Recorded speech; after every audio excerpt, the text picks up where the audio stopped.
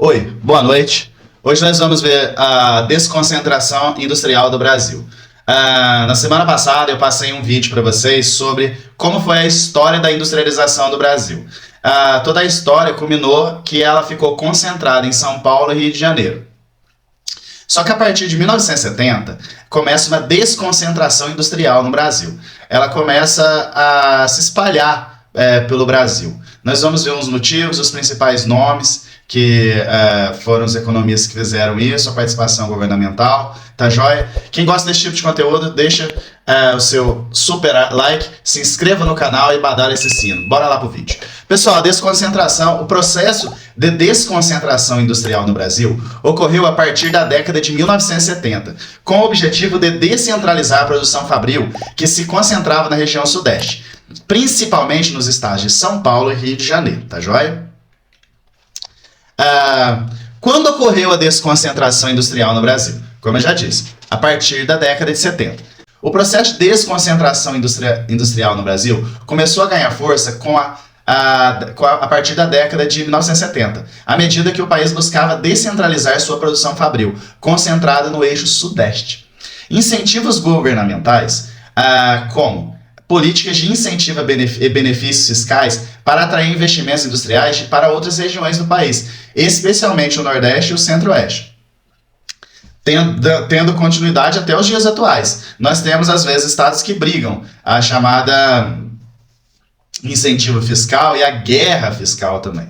Por quê? Porque é um estado que quer atrair investimento. Então, às vezes, ele pode abaixar o imposto, dar algum terreno, incentivando essa indústria de alguma forma a ir para lá. Para quê? Para gerar emprego, para melhorar as condições de vida da população naquele estado. É interesse do governador. Pelo menos deveria ser. Principais nomes envolvidos no processo de desconcentração industrial lá atrás. Em 1970, por exemplo, Roberto Campos, que era um economista e político e liderou esforços para descentralizar a indústria brasileira.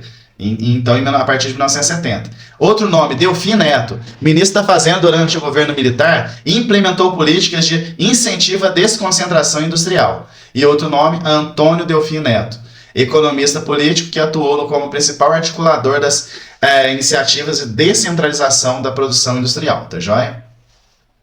Então, se descentralizou, saiu do Sudeste, para onde foram? À medida que a desconcentração industrial ganhou força no Brasil, as unidades fabris começaram a se deslocar para regiões interioranas, especialmente o Nordeste e o Centro-Oeste. Essa migração ocorreu em busca de incentivos fiscais, mão de obra mais barata ainda do que na Sudeste e terrenos. Porque, por exemplo, o governador oferecia o quê? Oferecia um terreno e ia abaixar o imposto que ele pagava no Sudeste.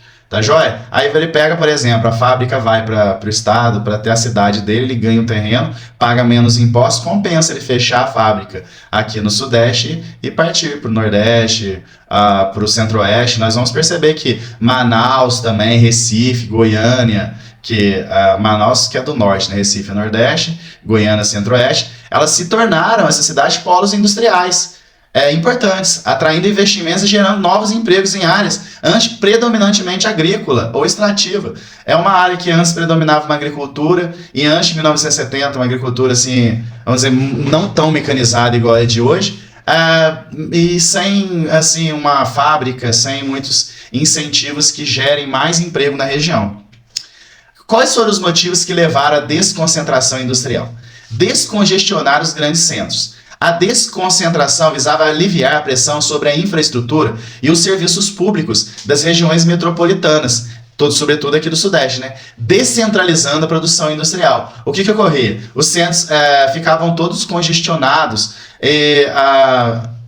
para aliviar essa pressão sobre os grandes centros aqui da região Sudeste, eles tiveram a ideia de descongestionar eles, levando essas indústrias, espalhando pelo país. Qual que é o outro motivo? Aproveitar os incentivos fiscais, isso é por lado da empresa, né? O governo ofereceu diversos incentivos fiscais e financeiros para atrair investimentos industriais para outras regiões, especialmente para o Nordeste.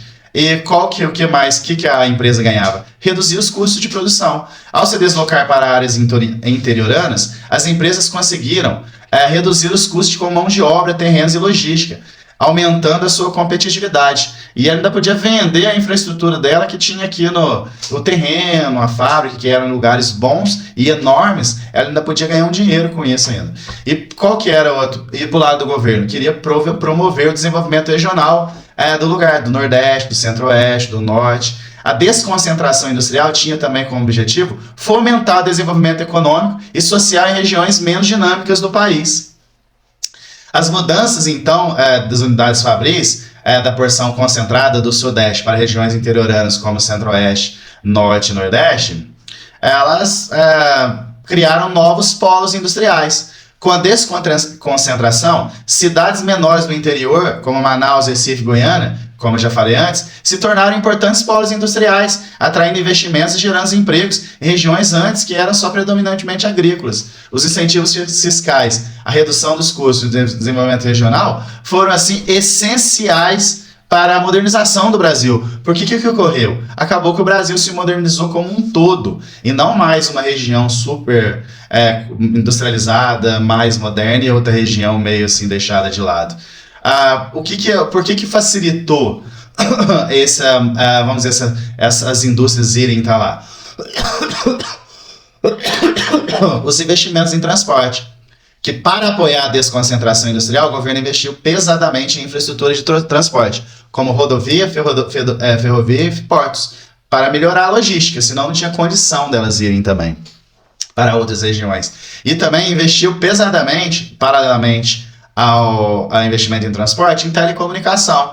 Foram feitos investimentos de rede de telecomunicação para integrar as novas áreas industriais, porque se não tiver estrada, ou ferrovia, ou um porto marítimo, e uma comunicação muito boa, uma empresa aí para o interior, ela desaparece lá.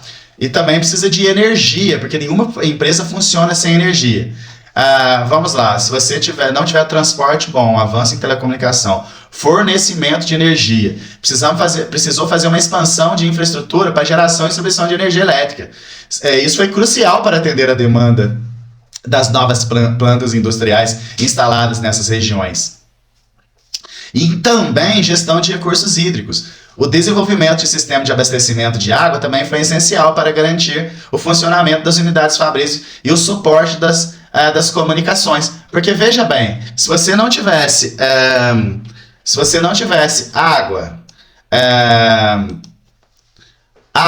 energia, telecomunicação e investimento em transporte, essas unidades nunca poderiam ter ido para o interior.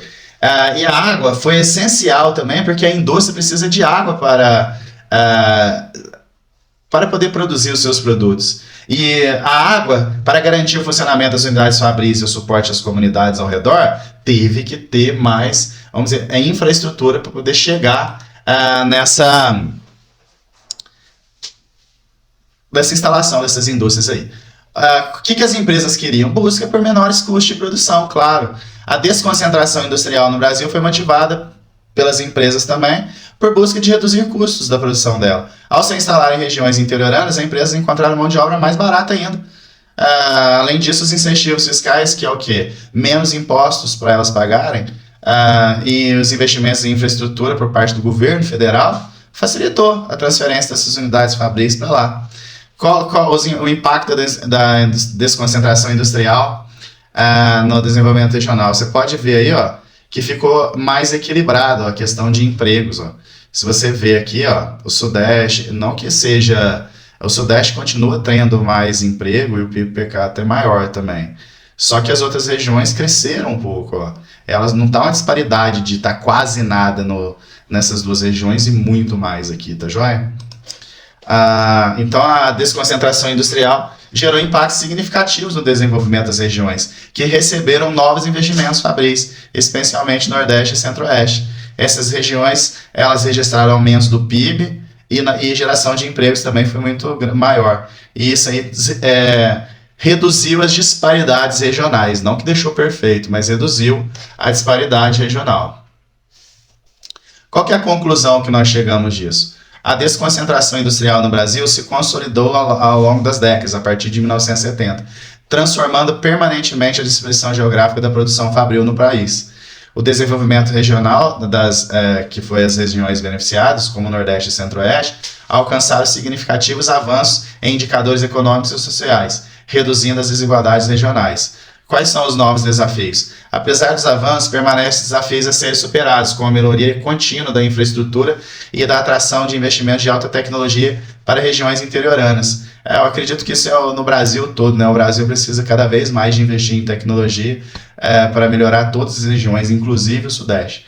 Perspectivas futuras que nós podemos perceber isso. Como a política de Estado voltada à desconcentralização, espera-se que a desconcentração industrial continue avançando e seja sustentável em todo o território nacional, que seja igual em todo o território nacional. Pessoal, espero que vocês tenham gostado desse vídeo e não se esqueça de se inscrever no canal, deixar o seu super like, toca esse sino aí e valeu!